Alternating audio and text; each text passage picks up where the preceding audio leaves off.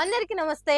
రాజకీయం, cinema, గమ్మతి ఇచ్చంత్రాలు, viral అవుతున్న వీడియోలు, ఇట్లా తీరు వార్తలతోనే మన మైక్ ముచ్చలు తయారుగున్నాయి. చెల్ల సుషద్దం పాండ్రి ఎట్లా రాయి తీయలేనోడు గూట్ల రాయి తీస్తా అన్నాడట.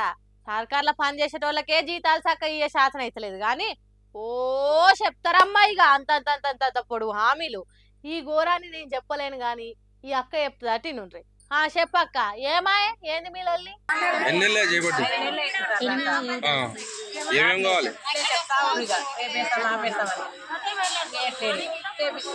ఎవరెవరి దగ్గర పోయారు?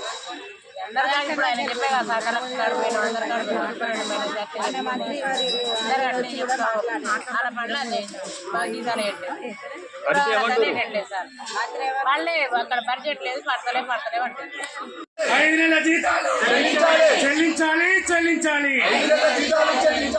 ఆ గది ముచ్చట ఇది కదా మన కాంగ్రెస్ సర్కార్ చక్కదనం అంటే. ఒక్కటి కాదు, రెండు కాదు, 5 నెలల నుండి జీతం ఇస్తలేరట నల్గొండ జిల్లా సర్కార్ దవాఖాన్లో పనిచేసే ఈ అవుట్ సోర్సింగ్ ఉద్యోగులకు. మరి సర్కార్ తనకి పైకం ఉన్నదో లేదో అని మంత్రి కోమటిరెడ్డి వెంకటరెడ్డి దానికి పోయిరట.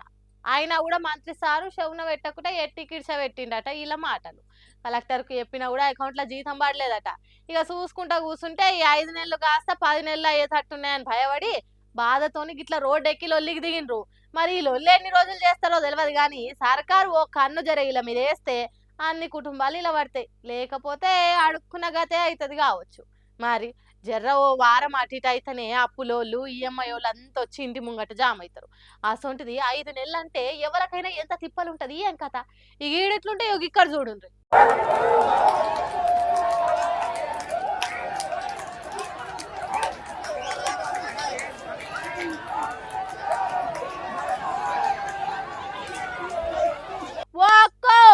సీకులు కడుపులో గుచ్చుకోగల నీ పైసలు సలగుండా కిందికి దిగో. వీళ్ళంతా నేషనల్ హెల్త్ మిషన్ ఉద్యోగులు. కేంద్ర రాష్ట్ర ప్రభుత్వాల నిధులతో నడుస్తున్న NHM కాంట్రాక్ట్ అవుట్ సోర్సింగ్ 17,000 మంది ఉద్యోగులకు 3 నెలల నుంచి జీతాలు బంద్ అయినాయట. అందుకే షిగాలుతురు గేట్లెక్కి. పాపం సర్కారు వీళ్ళకు నడుమిట్లా పోలీసులు వాళ్ళని ఆగబట్టలేక తిప్పల పడుతుర్రు.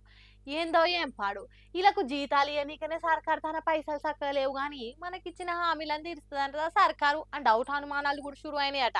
ముచ్చట తెలిసిన పబ్లిక్ కు ట్రాఫిక్ జామ్ అయినప్పుడు వెనక మర్ర ఎవరన్నా కుయ్యా అని హారన్ కొడితే చిన్న కోపం రాదు అని అందరికీ పని ఉంటది. అందరు ముంగటికి ఓనికే చూస్తుంటారు.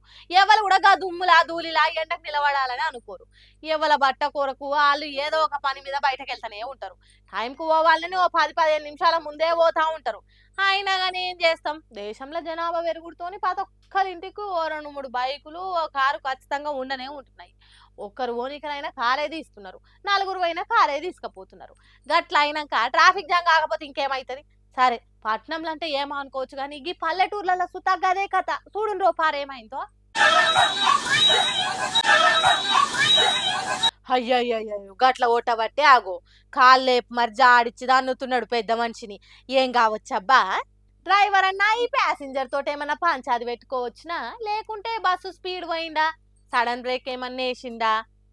ఏం అర్థమైతలేదు కదా. అక్కేమో అంటుంది నుండ్రి. నువ్వు వీడియో తప్పి లేనే లేదు, అసలు తప్పే లేదు. కాదు నీకు సైడ్ ఇవ్వకుండా నువ్వు డ్రైవర్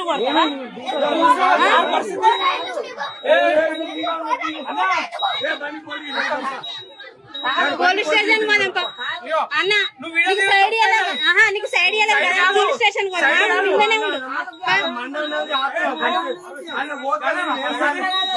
అక్కేమో అంటుంది నిందాము. ఇన్నరా బస్సు డ్రైవర్ అన్న సింగిల్ రోడ్ లో పోతుండగా ఈ అన్న కార్లో వెనక మర్ర వస్తుంటే సైడ్ ఇయ్యనందుకు గంత ఘోరంగా కొట్టిండట. పాపం డ్రైవర్ అన్న చూడుండి, నేను నీకు తండ్రాసు ఉంటాను అంటున్నా కూడా కొట్టినావు అంటుంటే కూడా ఊకోలే ఆ కారైనా. ధమాకుందా లేదా? ఎటు కాలుగా దొరికిందని ఈ చేయి చేసుకుంటే ఎట్లా? తెలివుందో లేదో కోపంలో ఎవ్వల మీద పడితే వాళ్ళ మీద కోపం తీర్చుకున్నాడు న్యాయం కాదని అక్క గట్టిగానే అరుచుకుంటుంది. చూడుండ్రి ఏ చూపెట్టుకుంటా ఎట్లా మాట్లాడుతున్నాడో. కానీ బస్సు లోపల ఉన్న ప్యాసింజర్లు సుతా ఏం ఊకుంటలేరు. అందరు ఎగబడి రివర్స్ అయ్యి నిలదీసి అడుగుతుంటే నీళ్లు మింగుతున్నాడు కాక. అగ చూడు నువ్వు వీడియో తీస్తున్నావు మంచిదే తీ అన్నట్టుగా మళ్ళా బెదిరిస్తున్నాడు. తమాము బస్సులకు వచ్చి మరి కొట్టుడేంది అని తారీఫ్ చేస్తున్నారు బస్సులో ఉన్న పబ్లిక్ కూడా. పోలీస్ స్టేషన్ పోయినాక మాట్లాడదాం అని అనేటాళ్ళకు వెళ్ళిపోతుండు. చూడండి ఏం జరిగిందో డ్రైవర్ కాకనే చెప్తాడు. ఇనుండ్రి. వల్లం పట్ల ఇతలే సార్ కార్ నాకు అపోజిట్ వచ్చిండు. అపోజిట్ వస్తే నేను అతనికి లెఫ్ట్ పోయి సైడ్ ఇచ్చేసి అతను వెళ్ళిపోయిండు. మళ్ళీ బండి మలుపుకొని వచ్చింది సార్. నాకు ఆ టెంపుల్ జర ముందు పోయినాక టెంపుల్ కాడ వచ్చి నాకు బస్కు అడ్డం కార్ అడ్డం పెట్టి నన్ను డ్రైవర్ సైడ్ నుంచి సార్ చేతి తీసి నన్ను కొట్టిండు. ఆ డ్రైవర్ డోర్ గుంజి డోర్ రాకుండా మళ్ళీ లెఫ్ట్ సైడ్ నుంచి వచ్చి ఆ కండక్టర్ డోర్ లెక్కి లోపల ఎక్కి బాండ్ మీద ఎక్కి సార్ తన్నిండు. నెత్తి మీద 5-6 దెబ్బలు కొట్టిండు సార్ నెత్తి మీద ఘోరంగా. పోంతి ఏ కాక ఎవల పాపం వాళ్ళెంట ఏం చేస్తాం పాటు. గింత ఓపిక లేకుండా రోడ్డు ఎక్కితే ఎట్లా కావాలి. మీరేమో కార్ల హాయిగా ఏసీలో కూర్చొని పోతారు. అన్నిటికీ సౌలం కావాలంటే దొరకది, సర్దుకొని పోవాలి. నేను తోపును నేనే తురుమునంటే కుదరది. ఒకటి గుర్తు పెట్టుకోరి, ఎటు ఊడక కార్ల పోతున్నామన్న గర్వంతో కళ్ళు నెత్తికెక్కినట్టుగా గిసోని తలతిక్క పనులు చేస్తే ఎవ్వరు ఊకోరు. మళ్ళీ ఇంకెప్పుడైనా తప్పు లేకుండా ఇట్లా ఉచ్చిదారుణంగా తిట్టినా కొట్టినా ఏడన్నా రిపీట్ చేస్తే రివర్స్ సేమ్ రిప్లై ఇస్తారు జనము. జర ఫైలం. ఈ నడుమ సోషల్ మీడియాలో బాగా ఊపుతున్న పాట ఏదన్నా ఉందంటే అది రాజు వెడ్స్ రాంబాయి సినిమాలది. రాంబాయి నీ మీద నాకు మనసాయనే అనే పాటనే అటు యూట్యూబ్ లో ఇటు ఇన్స్టాగ్రామ్ లో చిన్న వైరల్ కాలే. అది ఎరుకున్న ముచ్చట్నే నాయే. ఇక ఈ సినిమా ఈ నెల అంటే రేపు నవంబర్ 21 తారీఖు నాడు రిలీజ్ కు కూడా రెడీగా ఉంది. అయితే నిన్న జరిగిన ప్రీ రిలీజ్ ఈవెంట్ లా ప్రొడ్యూసర్లు అట్లనే డైరెక్టర్ మాట్లాడుకుంటా చిన్న అసంతృప్తి ఏంటంటే అందరూ ఈ ఐబొమ్మ ఉంటే బెటర్ కదా, సినిమా రేట్లు పెంచారు, లేకపోతే టికెట్ రేట్లు పెరిగిపోయినాయి, పాప్కార్న్ రేట్లు వాటర్ బాటిల్ రేట్లు పెరిగిపోయినాయి, ఇవి చెప్తున్నారు. టికెట్ రేట్ తగ్గితే మేము థియేటర్కి వస్తాం కదా. Very good, very well. Ticket rate తగ్గిస్తున్నాం. 99 rupees is the ticket rate. 99 రూపాయలు సింగిల్ స్క్రీన్స్లో అవైలబుల్ ఉంటుంది. మల్టీప్లెక్స్ కూడా 105 100 రూపాయల్లోనే తీసుకొస్తున్నాం. ఐబొమ్మ రవిని అరెస్ట్ చేసినందుకు మీరు అందరు బాధపడుతున్నారు, బాగానే ఉన్నది. పైరసీని ఆపేది ఒక్కలే, మొదలు పెట్టింది కూడా ఒక్కరే. నేను ఒక్కనే ఈ సినిమా చూస్తే ఇండస్ట్రీ బాగుపడుతుంది అనుకుంటే చూస్తామన్నా అనేటోళ్లకు ఈ అన్న ఒక గట్టి సమాధానం ఇచ్చిందిలే. పైరసీని ఎంకరేజ్ చేసింది కూడా ఒక్కరితోనే మొదలైంది. మళ్ళా తిరిగి థియేటర్లలో సినిమా చూడాలన్నా ఒక్కరితోనే మొదలు పెట్టాలని సింగిల్ స్క్రీన్లలో 99 రూపాయలకు, మల్టీప్లెక్స్ లో 105 రూపాయలకు అందరికి అందుబాటులో ఉండేటట్టు టికెట్ల రేట్లు పెట్టినామన్నాడు. మరి టికెట్ రేట్లు ఆగిపోయినాక థియేటర్లలో ఎంతమంది సినిమా చూస్తారో రిలీజ్ అయినాక చూడాలి. అటెనక సినిమా డైరెక్టర్ సాయిలు కాంపాటి మాట్లాడుకుంటా నా సినిమా గురించి నెగిటివ్ ప్రచారం చేస్తున్నారు. మీ అందరికీ చేతులు జోడించి మొక్కుతున్నా. నేను చాలా కష్టపడి మీదికి వచ్చినోని, కృష్ణానగర్ కష్టాలన్నీ ఏగినోని. కాబట్టి జర నా ముఖం చూసన్నా సినిమా చూడడానికి రావాలి.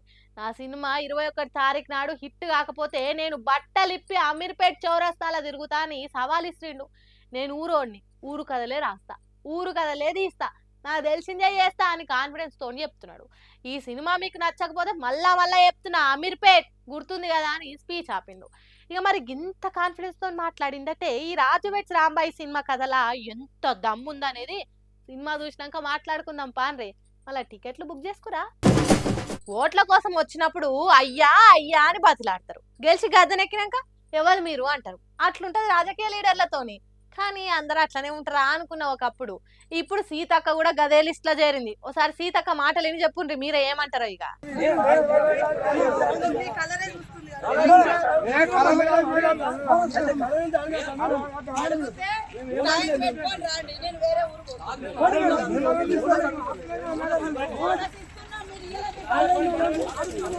అబ్బా ఆఖరికి నువ్వు కూడా చేరినావు అక్క ఆ గుంపులా. కామారెడ్డి జిల్లా రామారెడ్డి కేంద్రంలో పర్యటిస్తున్న మంత్రి సీతక్క నాపి బోనస్ ఇయ్యమని, టైంకు పంట కొనుక్కోమని రైతులు ఎగబడుతుంటే వాళ్ళకి సమాధానం ఇవ్వకుండా అసలు మీరు రైతులేనా, నాకైతే రైతులకు కానొస్తలేరు అని ఆడికెళ్ళి బండెక్కెళ్ళిపోయింది. చూడురిగా మంత్రి మేడం వ్యవహారం ఎట్లుందో. మొన్న జూబ్లీ హిల్స్ లో గెలిచిన తెల్లారే ఇందిరమ్మ చీరలు అన్నారు. ఖాతమిగా అట్లా మురిపిచ్చిరో లేదో ఇప్పుడు ఇట్లా మాట్లాడుతారు. ఇంకేమనాలి, ఏం నమ్మాలి? ఏముంది, ఎలక్షన్ల ముంగట వస్తారు కదా ఓట్ల కోసం, అప్పుడు మనం కూడా మీరు అసలు రాజకీయ లీడర్లేనా అని చూపెట్టాలి. అప్పుడు ముఖం ఏడ పెట్టుకుంటారో చూద్దాం పాన్రి అనుకుంటే వెళ్ళిపోయారట ఆడికి వచ్చిన వాళ్ళు. రోడ్లేరా కాంట్రాక్టర్ అని పైసలు ఇస్తే ఉత్త మట్టి మీద డాంబార్ గార్చినట్టుండు కదా ఈ కాంట్రాక్టర్ ఎవరు. అగో చూడుండ్రి, ఏడికెళ్ళి తీసినా పెచ్చులు ఎట్లా ఊసి రాబట్టిందో. కింద పోసిన మట్టి జర్రంతా కూడా డాంబార్ అంటుకున్నట్టు కొడతలేదు కదా. జడ్చర్ల నియోజకవర్గం బోడగుట్ట తాండాల పెద్దరేవల్లి నుంచి దేవునిగుట్ట తాండా దాకా 1 కిలోమీటర్ రోడ్డు ఇట్లా ఎట్టికేసి చేతులు దులుపుకుండట కాంట్రాక్టరు. ఎంత అల్కా వేస్తే అట్లా ఊసొస్తుంది చెప్పుండ్రి. మరి ఎందుకు ఇట్లా పట్టి లేని పని చేసి పాడైందో, పైసలు గిన ఏమన్నా చక్కగా ఇయ్యలేరో, లేకుంటే జోబు ఖాళీ కావద్దని మీద మీదే కొట్టిండో ఆ మహానుభావునికే ఎరక కావాలి గాని పబ్లిక్ ఏడ అనుమానం వచ్చిందో, ఎందుకు అట్లా ఊడవీకాలనిపించిందో గాని మొత్తం మీద ఆ కాంట్రాక్టర్ పనితనాన్ని 10 మందికి తెలిసేటట్టు ఇట్లా వీడియో తీసి సోషల్ మీడియాలో పెట్టిర్రు. పెద్దసార్లు కనీసం గిది చూసైనా కాంట్రాక్టర్ సంగతి చెప్తే ఆయనకి ఇచ్చిన కడమ రోడ్డు పనులైనా సోయితోని చేస్తాడు, లేకుంటే అంత ఇట్లనే వేసుకుంటా పోతాడని ఆ ఊరోళ్ళంతా ఈ ఉపాయం చేసిర్రు. నిజంగా అబ్బా ఈ రోడ్ వేసేటోళ్లకు ఎందుకో ఇంత పట్టిలేంతనమో అర్థమే కాదు. ఈడనే కాదు చాలా జాగాలలో ఇట్లనే ఉంటది కథ. కొన్ని రోజుల మురిపమన్నట్టే ఉంటది తప్పితే ఏడేసిన గొంగడ ఆడనే అన్నట్టుంటది కొందరి పనితనము. పైసలు తీసుకోగానే అయిపోదు, పని కూడా తీసుకున్న దానికి తగ్గట్టుగానే వేయాలి అని అడుచుకుంటారు ఇది చూసిన వాళ్ళంతా. చూసిరానిలా నేను అటుకృష్ణ ముచ్చట్లు ఎట్లనే ఇంకిన్ని ముచ్చట్లతోటి మళ్ళా కలుద్దాం. అప్పటిదాకా చూస్తూనే ఉండరు మైక్ టీవీ ముచ్చట్లు.